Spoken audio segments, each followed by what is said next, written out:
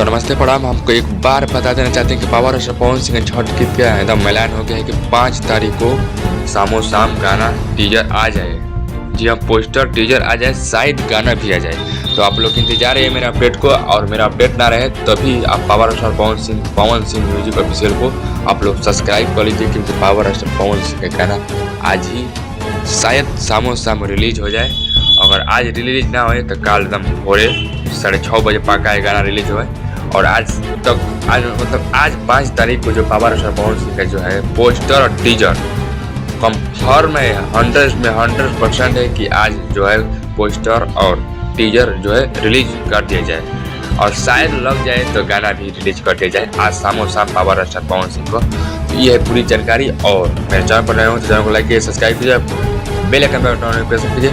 चलिए मिलते हैं अगले वीडियो में कुछ अपडेट के साथ। और पावर स्टार पवन सिंह का जी हाँ देवी गीत और छठ गीत भाई सब नए हैं तो वो पर्व सुना बनते हैं, और पावर स्टार पवन सिंह का छठ गीत आ रहा है तो आप लोग इंतजार हुआ खत्म। चलिए मिलते हैं।